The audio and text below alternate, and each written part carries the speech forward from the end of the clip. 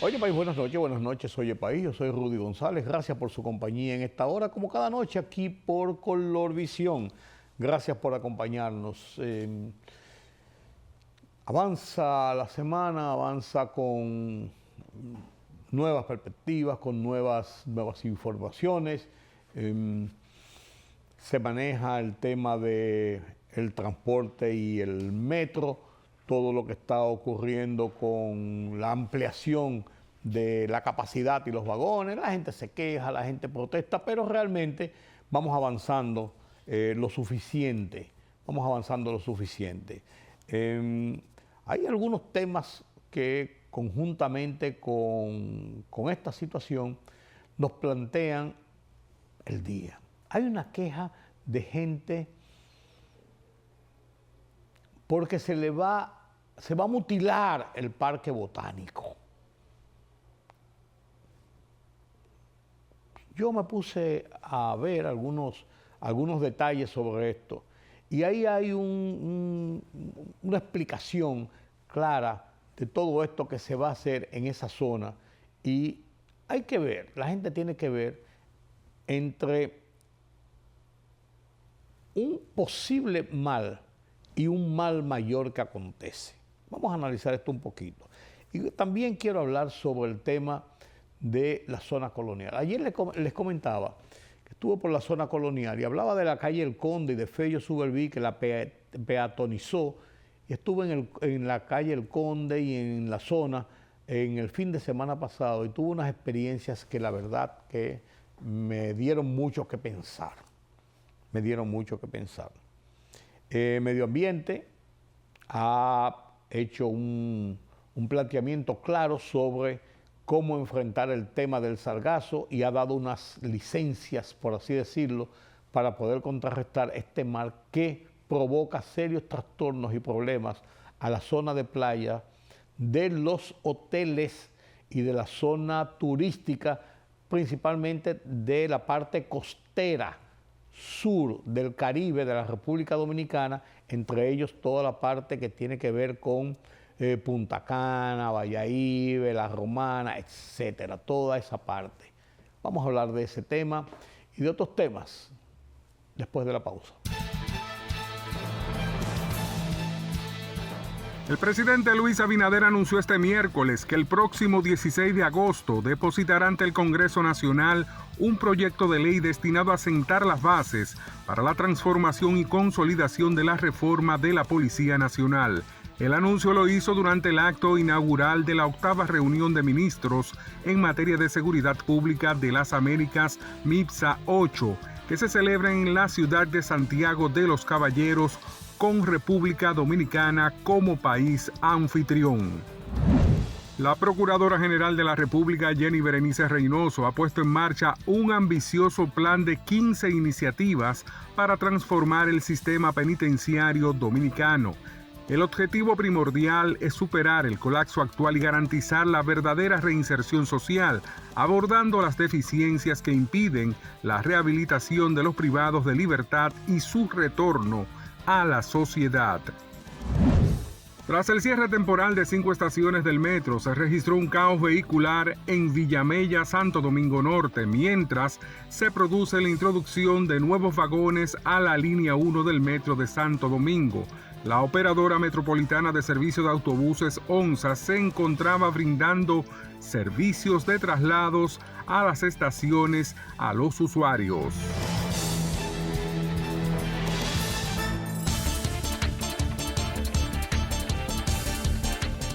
Un proyectil israelí impactó en el recinto de la única iglesia católica en Gaza, donde mató a 2 personas e hirió a varias más, según testigos y representantes de la iglesia.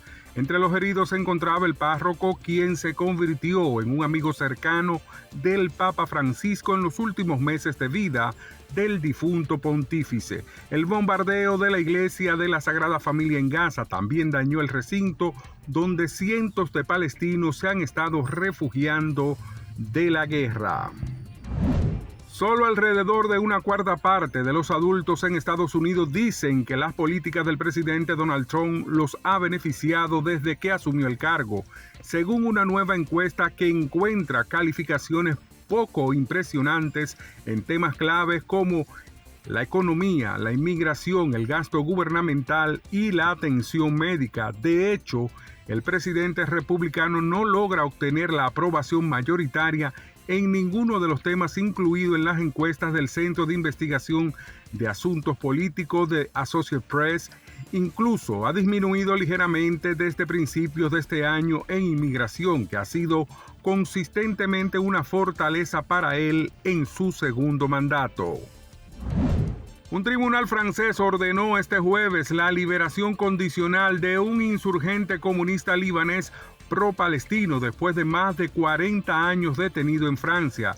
Georges Ibrahim Abdallah cumplía una sentencia de cadena perpetua por complicidad en los asesinatos de dos diplomáticos, uno estadounidense y otro israelí, en París en 1982. El Tribunal de Apelaciones de París dictaminó que Abdallah, quien ha estado preso en Francia desde su arresto en 1984, puede quedar libre el próximo viernes, a condición de que abandone el país y no regrese nunca, según informaron las autoridades judiciales.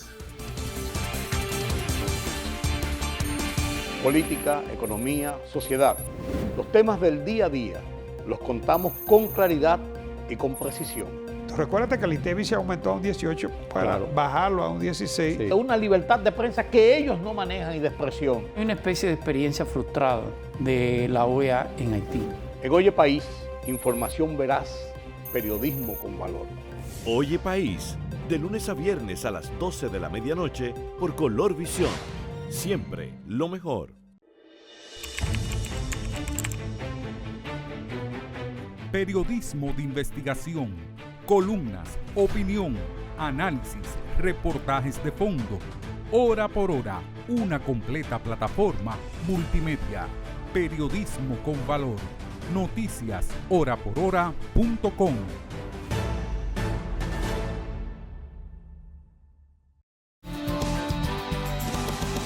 Yo nací en la zona colonial. A mediados del siglo pasado, yo nací en 1950. 1950, yo tengo 75 años. Nací en la zona colonial y cuando la zona colonial era la ciudad. Los límites de la ciudad, por así decirlo, eran hasta la Máximo Gómez, hacia el oeste. Hacia el norte, la Braulio Álvarez, en esa época que es hoy la 27 de febrero. Después todo lo demás era Caliche y las afueras. Y hacia el este, el río. Después se hizo el ensanche Osama, en los principios de los 60, finales de los 50, principios de los 60, con una serie de casas que hizo la dictadura, que hizo Trujillo para los militares de aquel lado, y ahí se comenzó a desarrollar el ensanche Osama. Y se comenzó, Villa Duarte estaba ahí con algunas casitas, algunas cosas, pero no era una gran zona, era un barrio de la capital, por así decirlo. Que nosotros muchachos cruzábamos en Yola, se pagaban 5 centavos por cruzar en Yola, de costa a costa, por así decirlo, el río Sama, o cruzábamos por el puente. ¿Cómo se llamaba el puente? Yo creo que Ulises Geró, que se llamaba, presidente Ulises Geró, que era un puente de madera y se levantaba para dejar pasar los barcos por debajo. Cuando pasaba un barco con alguna vela alta y se levantaba, y el puente volvía y se bajaba. Estamos hablando de otra época. Entonces yo conozco la zona colonial porque fue donde yo nací y me crié. Yo conozco prácticamente cada callejón de la zona colonial, enmarcada entre Santa Bárbara o el río Sama, el puerto, la calle Palo Hincado, donde está el altar de la patria, el malecón y la avenida Mella. Eso es la zona colonial. Después se hizo fuera Ciudad Nueva, que es donde está el Palacio de Justicia, la Clínica Abreu, el Parque Eugenio María de Hostos, todo eso. Eso es ya Ciudad Nueva. Fue la ciudad que se hizo, estaba el cementerio. la ciudad que se hizo después fuera de la muralla que constituía la zona colonial, o la vieja ciudad, o la ciudad colonial, como usted quiera llamarle. Se hicieron también el barrio de San Carlos, Villa Francisca, hacia el norte, San Carlos, Villa Francisca, San Carlos, después se hizo la zona colonial, de la Ciudad Nueva, y después se hizo Gascue, que Gascue era de las familias pudientes, las grandes casas. Es lo que hoy es Piantini, es lo que hoy es Arroyo Hondo, por así decirlo. Yo conozco cada calle, cada callejón. Los subterráneos, se andaba la ciudad por debajo, los grandes túneles que habían por debajo. Se caminaba la ciudad por debajo. Unos pasadizos hechos por los colonizadores como forma de protección. Entonces, yo vi el desarrollo de la zona colonial. Yo recuerdo cuando Fello, y a propósito de eso fue mi comentario de ayer, cuando Fello convirtió la calle El Conde en peatonal. A muchos le cuadró la cabeza esto, porque la gente quería llegar en el carro y parquearse en la puerta de la tienda. La calle El Conde era la calle de tiendas principales del país. Después le seguía la avenida Mella y después le seguía la avenida Duarte. Se vendían todas las telas, zapatos, todas las cosas se vendían ahí.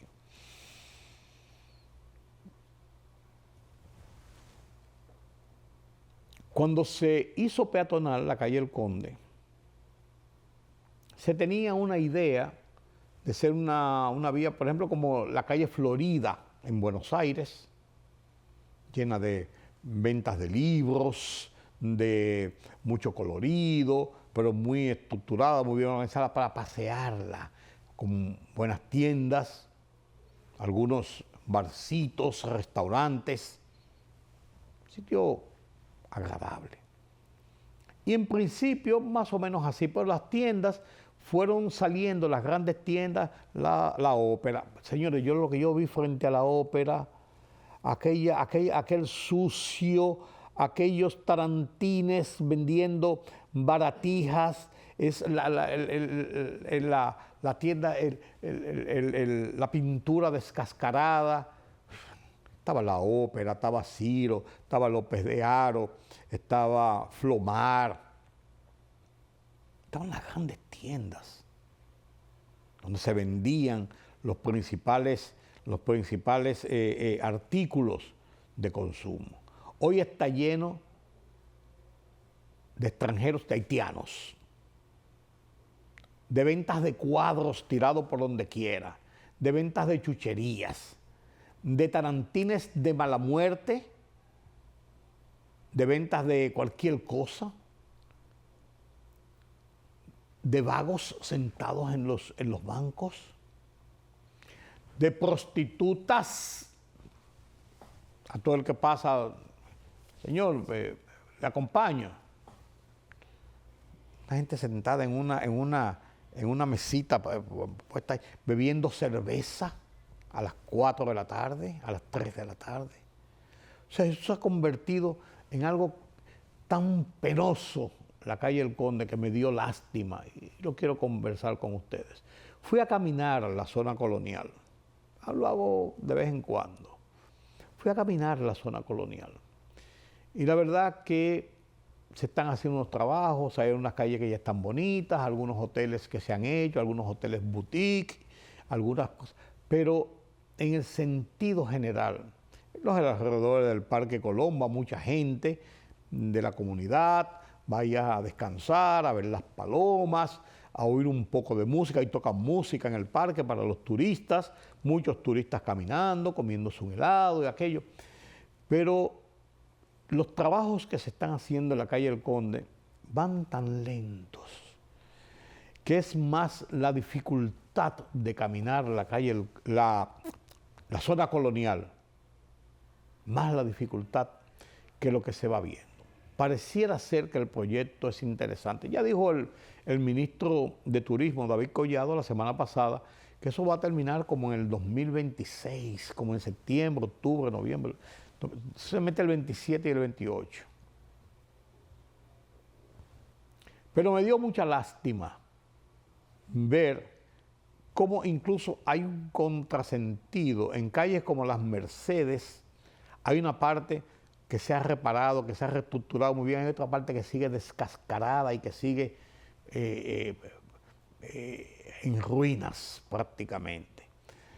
Usted anda en las calles, la Duarte, el Arzobispo Meriño, la parte de la José Reyes, algunas de las vías, si usted ve, la misma Isabel la Católica, está muy bonita, la misma Arzobispo Meriño, y hay algunas, pero usted ve ese contraste, hay como un casco dentro de todo lo que es la zona colonial y hay otra parte totalmente descuidada.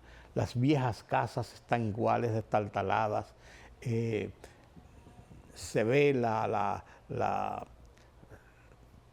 falta de condiciones.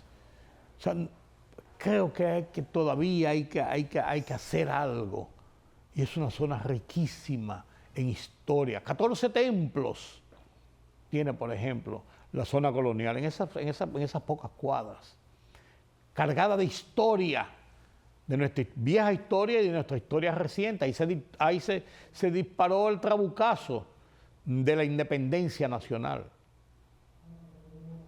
Ahí está el monumento a los héroes, ahí está el Panteón Nacional, ahí está la Casa de Duarte, está la Casa de la Fundación de la Trinitaria, ahí está la historia nacional, las luchas de los jóvenes después de la dictadura de Trujillo, al caer la dictadura de Trujillo.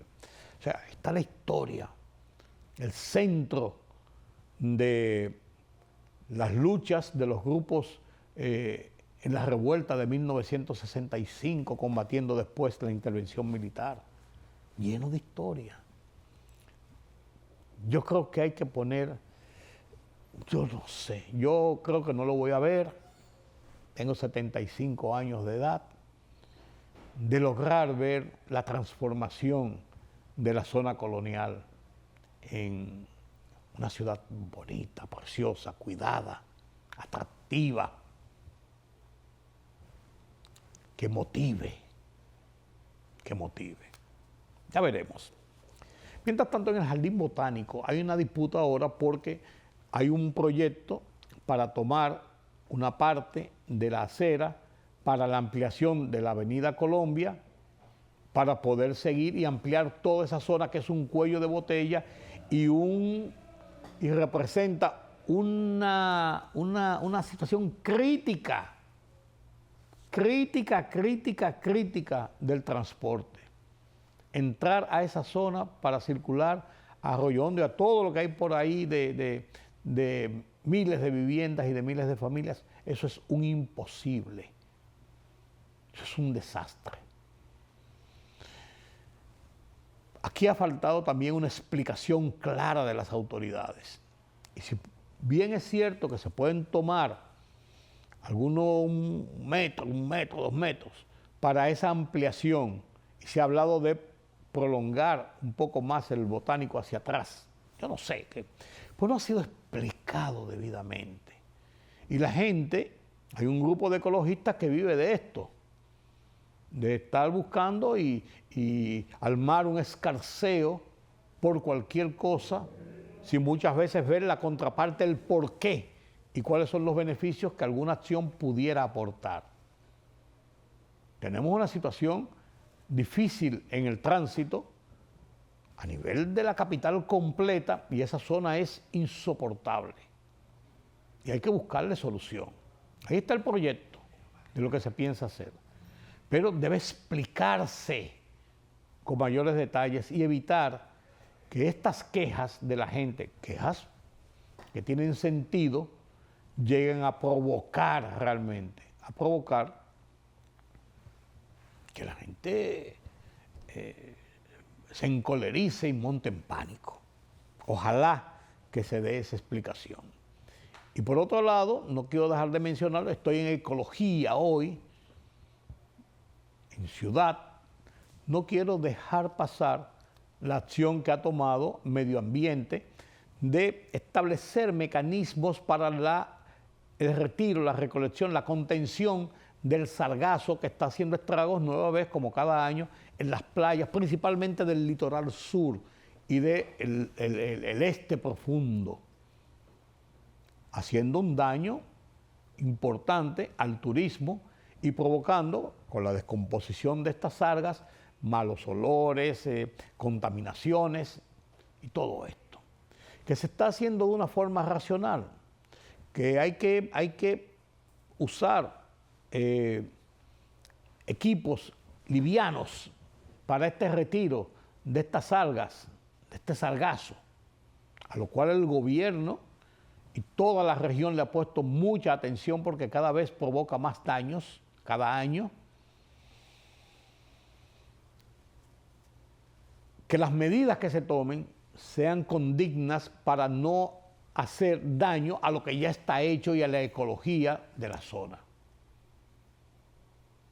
Usar palas mecánicas, grandes tractores, grandes volteos, camiones para retirarlo, podría provocar más daño en las playas y en toda el área que el daño que a final de cuentas está causando el sargazo. Hay que buscar un equilibrio en las cosas. Hay que buscar un equilibrio. Esta semana en mi columna Oye País la dedico a Fello Suberví, a la memoria de Fello, y así lo titulo, In Memoriam. La comparto con ustedes después de la pausa y conversaré con Julián Roa sobre la situación internacional. Para ello me voy a quitar la corbata, porque él vino hoy sin corbata también. Comparto mi columna con ustedes.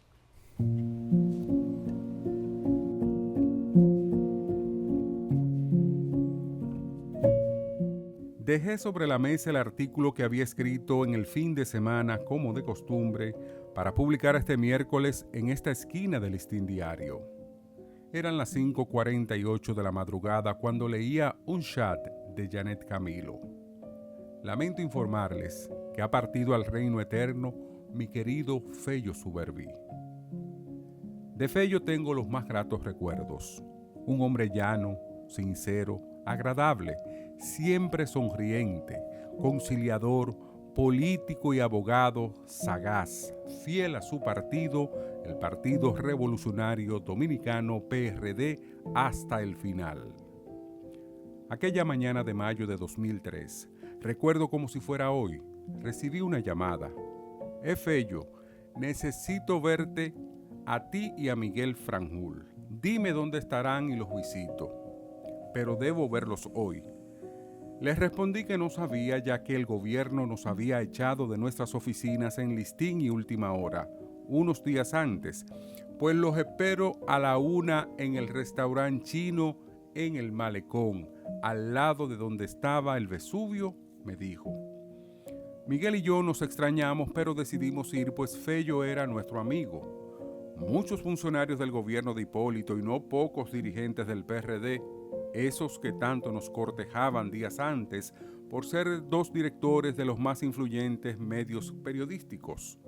Nos evitaban, pues estábamos marcados por el caso Baninter y las duras críticas a nivel nacional e internacional que habíamos emprendido por la grosera intervención de los medios de comunicación del grupo.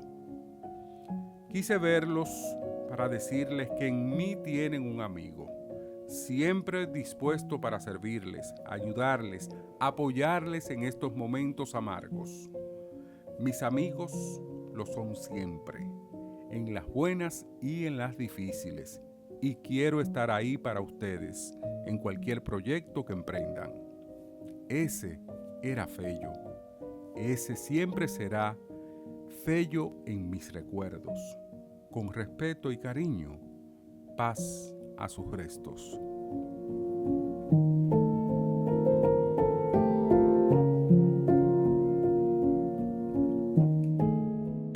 La libertad solo reside en los estados en los que el pueblo tiene el poder absoluto. Por el respeto a los valores democráticos y la dignidad del pueblo dominicano, El Rumbo de la Tarde, plural, objetivo, comprometido siempre con la verdad. Con Georgie Rodríguez, Rudy González y Ramón Colombo. Los poderosos ya están en el aire.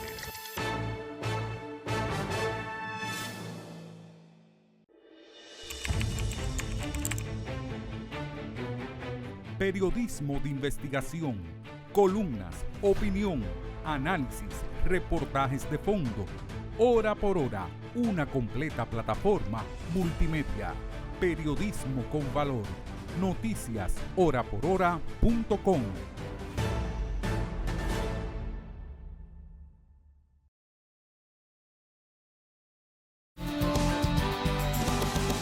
Gracias por continuar con nosotros aquí en Oye País. Analizamos la situación internacional desde la óptica de nuestro analista de toda la semana, Julián Roa. ¿Quién mejor que él para hablar sobre esto? Me comentaba una señora en estos días que me encontré en un sitio público con ella. Ay, qué bueno su programa. A mí cuando la gente me dice que su programa es bueno y me gusta, yo le recibo con agrado pero cuando me dicen específicamente, eso que usted dijo de tal cosa, yo estoy de acuerdo o no, eso me satisface porque la gente lo vio. Y yo no pretendo que nadie esté de acuerdo conmigo. Con quien la gente generalmente está de acuerdo es con Carlos Cuello y su tema de la economía y con Julián Roa y su tema de los temas internacionales. Con Carlos Cuello le reniegan cuando él dice que sí, que hay que aumentar los precios o que hay que aumentar los impuestos. La gente se revoltea. Y con Julián Roa, cuando él dice lo que está pasando, por ejemplo, entre Israel y Gaza. Entonces, la gente, hay unos que quieren que eliminen a Gaza y otros que quieren que cese el genocidio judío, porque hay pasiones en toda la vida. Pero yo me siento tan cómodo conversando con los dos, indirectamente, individualmente, personalmente, y aprovecho para compartir con ustedes esta sabiduría. Reconozco y me siento satisfecho. Julián Roa analiza la política internacional. Buenas noches, don Julián. Buenas noches, don Rudy. Gracias por los halagos. No, son reales, no son gratuitos, porque son así, son de verdad. Donald Trump,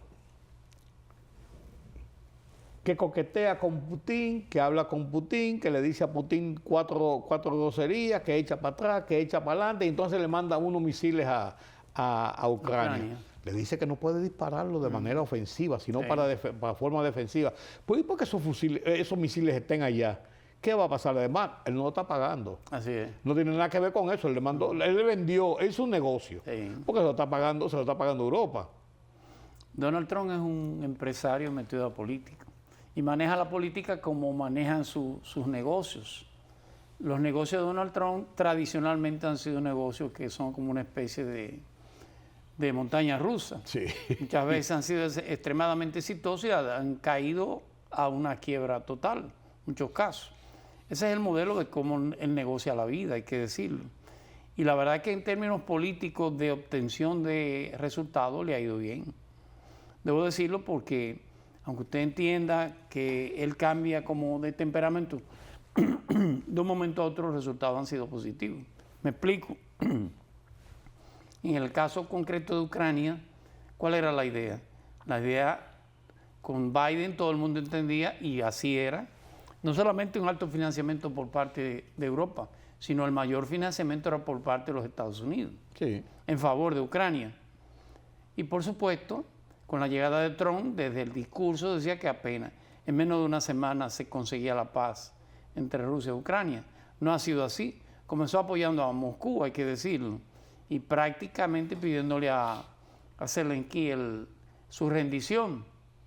Pero andaba buscando debilitar a Ucrania y conseguir de Ucrania en las negociaciones de tierras raras, número uno.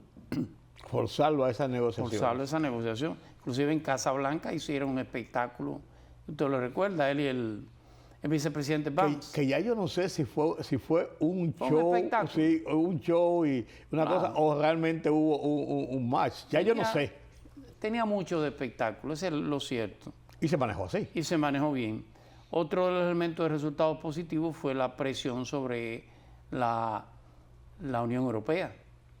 Usted recuerda que la Organización del Tratado Atlántico Norte, la OTAN, que es un instrumento militar de integración, es de los años 40, finales de los años 40.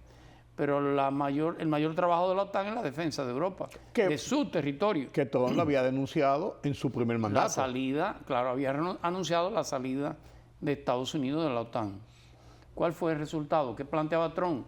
Que el mayor financiador y operativo de la OTAN era Estados Unidos, que eso no podía seguir siendo así.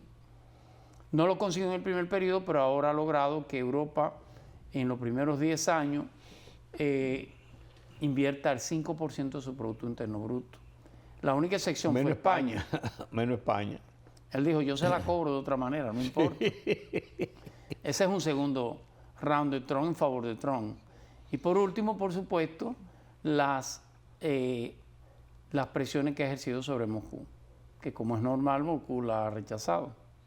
¿Cuál ha sido la conclusión? Bueno, si Europa ya me ha complacido con el incremento del financiamiento de la OTAN, lo lógico es que el pedimento de Europa haya sido el apoyo a Ucrania.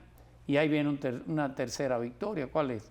Las armas ucranianas van a seguir siendo armas norteamericanas. Y él tendrá el control de qué se dispara y qué no. De pasar a ser un mediador ha pasado a ser un actor de primera línea. Un actor, claro. Yo creo que Moscú no puede esperar mucho tiempo. Esa guerra es una guerra de desgaste, se lo dije hace mucho tiempo. Y ya tiene demasiado tiempo, además de eso. Claro, tiene casi 2 años. Sí. Pero hay más de 1 millón de rusos muertos. Que eso de una manera u otra presiona al gobierno. Aún con toda la hegemonía que tiene el presidente Putin sobre el control de la Federación Rusa. Hay muchos rusos. Presiona la finanza de Rusia. No está en su mejor momento económico, hay que decirlo. Si los que le compran están en quiebra, lo lógico es que ella también se encuentre en una situación parecida. Yo creo que Trump ha jugado sus cartas a su manera, de manera muy, muy atípica, muy grosera, pero le ha dado resultados, por lo menos en este caso de Rusia-Ucrania. Pero el estatus al que ha ido degenerando la crisis de ruso-ucraniana, ya va bajando también la posibilidad y la tensión de que en un momento se determinó de que podía eso desatar una gran guerra en toda Europa, y además de eso que hasta una tercera guerra mundial. Bueno, yo no... O eso no se descarta. Lo de la guerra mundial es un hecho que no es posible predecirlo. Eso es una decisión. Claro, cada día no es tan fácil como decir aprieta un botón. Sí. Todo eso tiene un protocolo, claro. Tanto del lado ruso como del lado norteamericano, que hay que cumplirlo. No hay un botón que se oprime. Hay todo los americanos le llaman, tiene un sistema, bueno, no recuerdo nada, va a varios pasos. DECOM. El DECOM, como usted lo dice perfectamente. Sí. DECOM 1, DECOM 2, DECOM 3, DECOM 4. Va gradualizando la crisis. Claro. Al final es una decisión presidencial, pero no es tan fácil. Eso pasa en la Federación Rusa. La idea de una guerra nuclear es una idea muy remota. Y por otro lado, a Ucrania emocionalmente y moralmente lo apoya la propia Federación Rusa.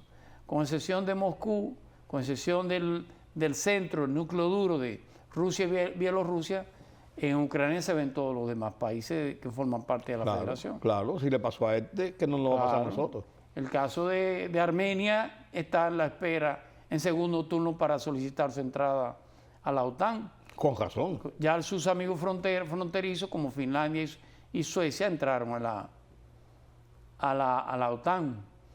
Es un asunto de esperar solamente. Y claro, lo de la Federación Rusa es un tema de hegemonía política y militar.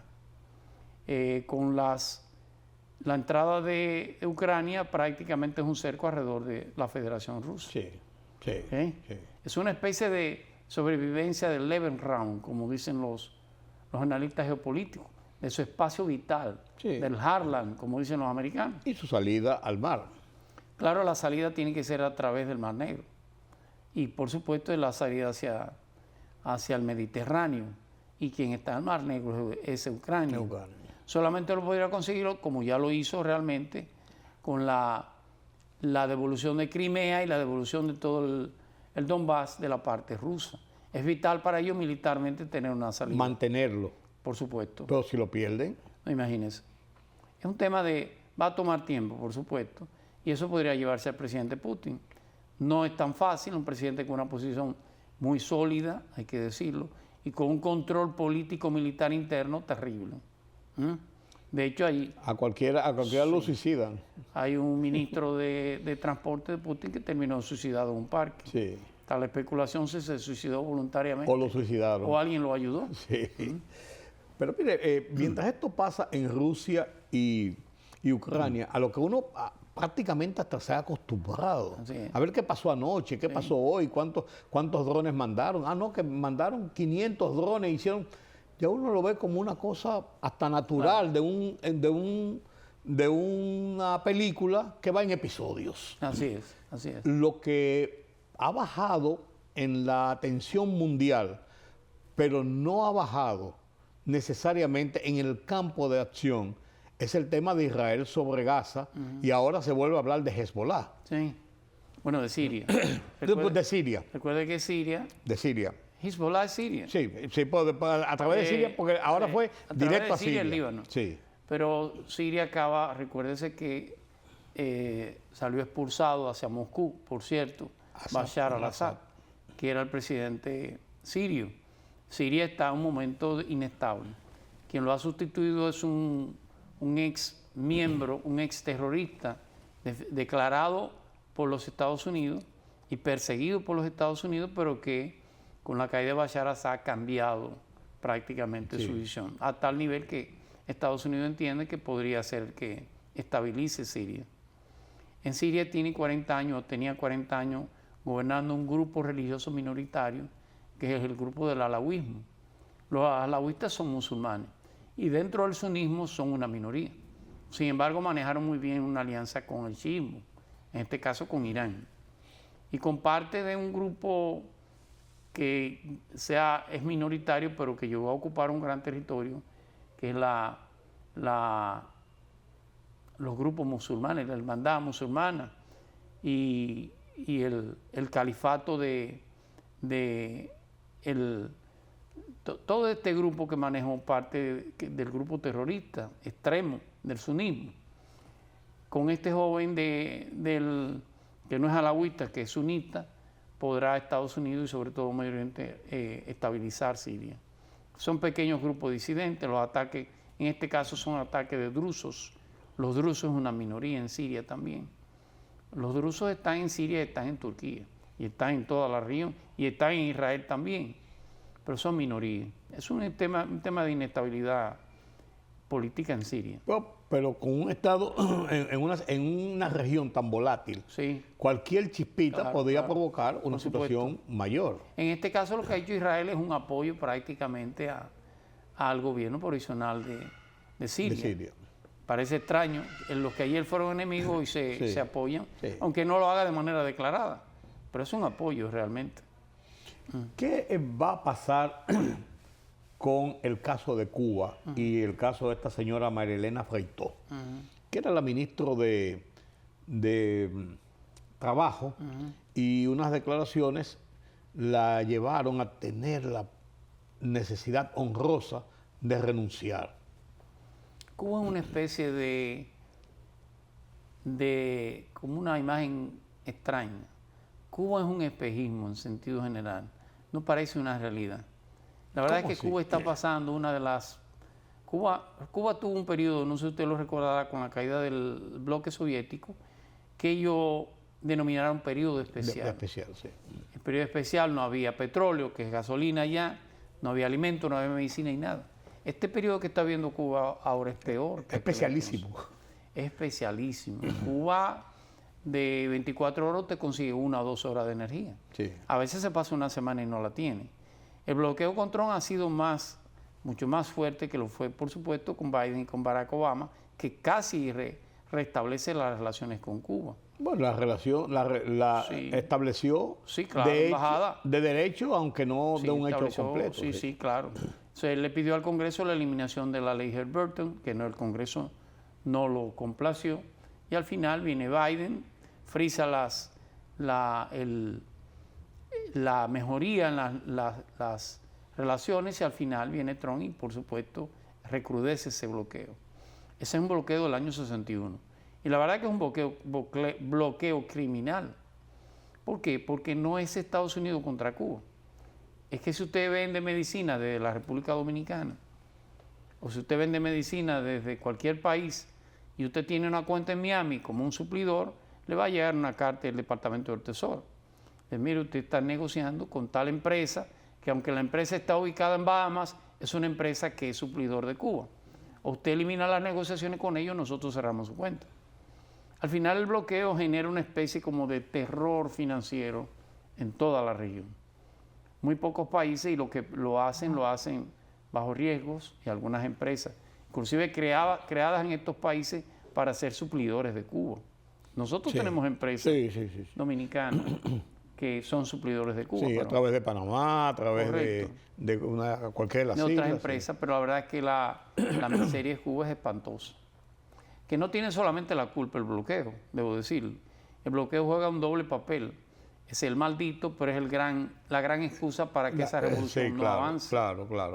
Se pensó que con este joven, entre comillas, es un sesentón ya, tiene más de 60 años. Sí, Díaz-Canel, que fue el presidente de la Juventud Revolucionaria Cubana, del PECUS, del Partido Comunista. De que se iba a provocar cubano, la transición. Que iba a haber una reforma, y la verdad es que este joven ha hecho lo contrario. Con Raúl hubo más reformas que con Díaz-Canel, que le parezca extraño. Pero sigue manejando el catrismo, sigue manejando Cuba. A través de Díaz-Canel y a través de Raúl, por supuesto. Pero las informaciones que nos llegan de Cuba de los últimos días dice que hay una protesta innegable. Generalizada. Viene la pregunta y entonces, de la ministra que entonces dijo que viene Cuba, el tema de la ministra, se apoyan en eso para la protesta porque buscan un motivo para poder tener una brecha de una protesta generalizada de muchas cosas. La ministra dice que en Cuba no hay indigentes. No, Cuba es indigente completa. Sí, claro. Bueno, ella tiene razón porque no hay, sino que todos. Un empleado en Cuba, por ejemplo, el sector turístico, ponerle un ejemplo, gana $12 al mes.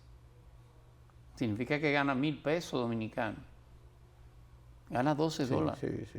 12 no, gana 700 pesos dominicanos. Un ingeniero debe ganar 20, 25, un médico, $. Pero aunque usted lo gane, ¿con qué lo gasta?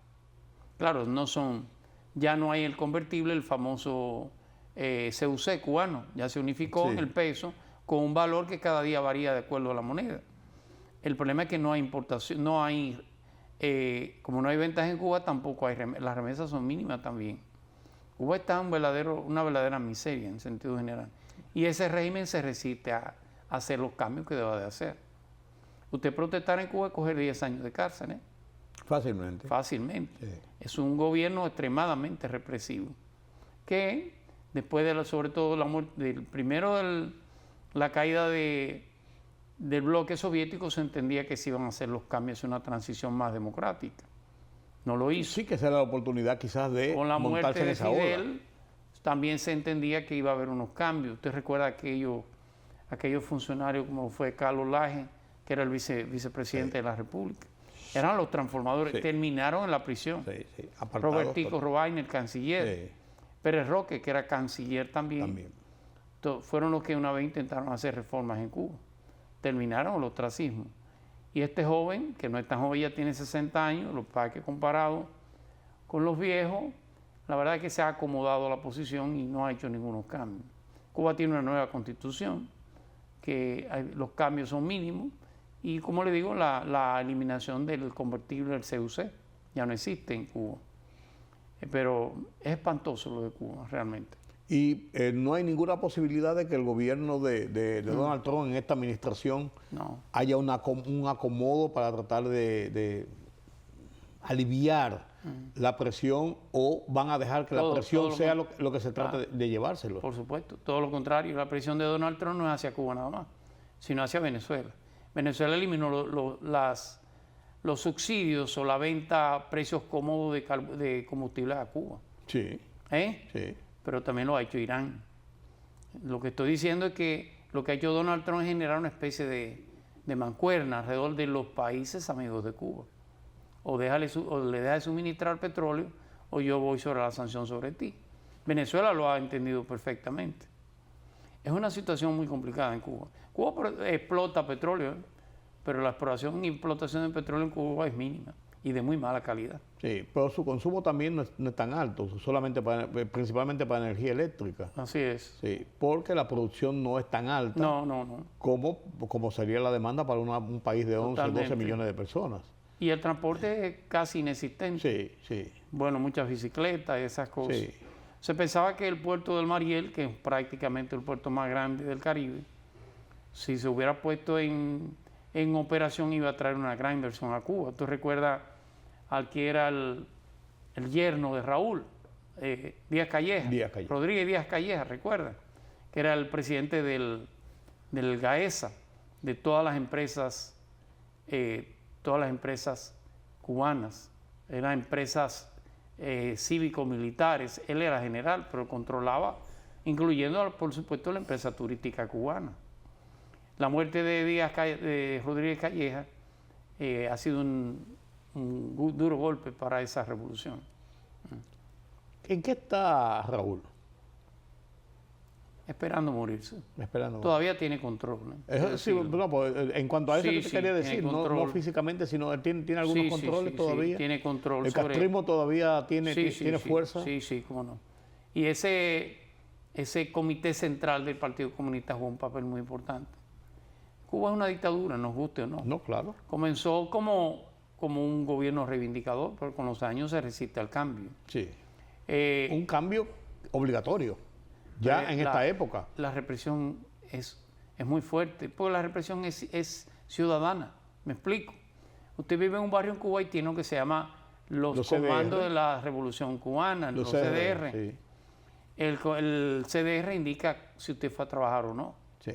Si en su casa se hacen fiesta o no. Sí. Si en su casa se reúnen o no. El calié del barrio. Exacto. Pero ese es un control oficial. Entonces es un poco difícil que pueda venir una revuelta dentro de Cuba que no sea a través de una reforma gradual que haga el propio gobierno. Es un poco complicado. Bueno, y ya la generación de los que vive en Miami no es Cuba su prioridad. Ya Cuba sí, no. Eso es otra cosa. Hay una generación que ha nacido en Miami comiendo hamburgues. Totalmente. Y andando no es su prioridad. Eso no. Los tiempos de Mascanosa, ¿usted recuerda Mascanosa? Sí. Los tiempos de ese exilio cubano ya es otra generación. De los Díaz Balart, de esos grupos, ya eso pasó a la historia. Totalmente. Hasta de Marcos Rubio. Hasta de Marcos Rubio. Sus abuelos son cubanos, sus padres son cubanos. Sí, pero él es norteamericano. Y sus abuelos llegaron ilegales. Sí. Es bueno recordárselo de vez en cuando. Sí, pero el tema de la migración. Pero él es norteamericano total. O sea, su mentalidad y su estructura es norteamericana. Pero sigue jugando un papel importante, sobre todo en el caucus cubano, el tema de la flexibilización al embargo a Cuba. Eso es un papel, todavía es una pieza dentro del electorado norteamericano. Eso es así. ¿Sobrevivirá Petro? Sí, Petro no puede reelegirse. Recuerde que Petro... No, pero ¿sobrevivirá todas las crisis que está teniendo? O sea, ¿Colombia llevará esto hasta el final para sacarlo en unas elecciones? Sí. No me cabe duda. De hecho, ha tenido...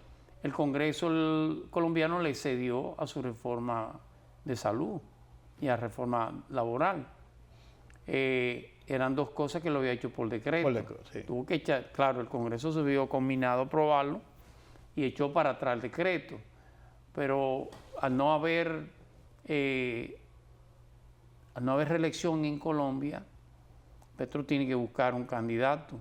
La verdad es que en ese polo patriótico que ellos tienen, esa agrupación fundamentalmente de izquierda, buscar otro candidato le va a dar un poco de porque trabajo. Él se ha peleado con todos. Así es. Tiene de enemigos a su gente y tiene enemigos a los enemigos tradicionales. Tiene al propio canciller. Claro. Y tiene enemigos a su vicepresidenta. Claro.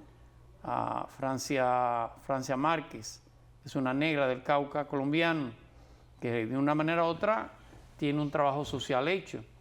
Petro tiene dividido su propia base política. Va a dar, claro, el uribismo no está en su mejor momento. No, pero... He oído declaraciones de Iván Duque, pero Iván Duque posiblemente haya sido de los peores presidentes, que ya no puede constitucionalmente. Anda por aquí mucho, por República Dominicana. Bueno, no sé cómo alguien le paga para dar conferencias. Sí. No sé de qué. Anda por aquí todavía. Sí, a cada rato está aquí. Está aquí. Sí. Ya. Muy mal presidente. Sí. Pero la situación se tranca y ahora el enfrentamiento con los Estados Unidos, uno podría verlo como una forma de desviar la atención gobierno interno frente buscar un enemigo externo. a la agresión internacional. Colombia, Estados Unidos eliminó el TPS, el estatus temporal migratorio para algunos países, dentro de ellos Colombia. Honduras, creo que Guatemala, eliminó varios TPS. Y por supuesto en Colombia el tema de las repatriaciones, de la expulsión de colombianos, genera como normal un aire incómodo hacia Trump. Sí. Buscar la imagen de Trump como enemigo para Petro es algo que se está opinando sobre algo que tiene que ver como presidente, pero no es de la incumbencia de Colombia. Y es los posibles acuerdos de Trump con algunos países africanos para que reciban deportados de cualquier país. Sí. Entonces usted podría perfectamente, siendo colombiano, terminar siendo deportado a Zaire, o a Kenia, o a Tanzania, cualquiera. Lo cual es un acto terriblemente inhumano. Sí, ¿Usted qué va a hacer en esos países? Sí. Buscar quien lo lleve, de nuevo. Sí. Petro ha dicho que eso hay que luchar contra eso, además de que está haciendo, esta semana va a hacer una conferencia para tratar de los grupos que apoyan la posición de que se está cometiendo un genocidio en Gaza, pasen del discurso a la acción. No sé qué acción podrán tomar. Bueno. Pero hay varios países en eso y Petro se va a hacer en Bogotá, se va a celebrar en Bogotá. Se nos acaba el tiempo, pero no puedo dejar un par de minutos para Haití. Bueno, una verdad ridículo lo de Naciones Unidas. Naciones Unidas en esta semana ha reafirmado la continuación de los grupos de apoyo a Haití, los grupos militares kenianos. No sé de qué sirve eso. No han hecho nada absolutamente. En vez de ampliar la cantidad o la capacidad, sencillamente ha emitido un comunicado ratificando esa decisión que había tomado el Consejo de Seguridad. Eso es sencillamente ridículo. Sí. Además de que quiera o no, la solución de Haití tiene que venir de adentro de Haití. Definitivamente. No hay otra manera. No hay otra manera. No, eso es así. Aunque sea con barbecue. Porque le voy a plantear un extremo. Parece un extremo, pero aunque sea con barbecue, la solución tiene que venir de ellos. De ellos. Si no es así, eso no es inviable. Claro. Es inviable. La diferencia entre el barbecue, la delincuencia de barbecue y los grupos políticos haitianos nada más son las armas, pero es la misma delincuencia. Y quizás la forma agresiva de mostrarlo. Así es. Sí. Gracias, don Julián. Gracias a ustedes por acompañarme en este conversatorio. Qué buen repaso, qué buena lección sobre lo que está pasando en el mundo. Y uno parece creer que las cosas están lejos, que están ahí al lado en Haití o en Ucrania. Todo está cerca y todo nos impacta de una u otra forma. Gracias de nuevo. Gracias a usted, don Rubén. La semana que viene tenemos trabajo de nuevo. ¿O no? Ya, todo gusto. Ya al final de la legislatura, de la actual legislatura, veremos qué pasa. Gracias a ustedes por acompañarme. Yo soy Rudy González. Mañana nos vemos nueva vez aquí en Color Visión, a esta misma hora. Pasen un feliz resto de la noche.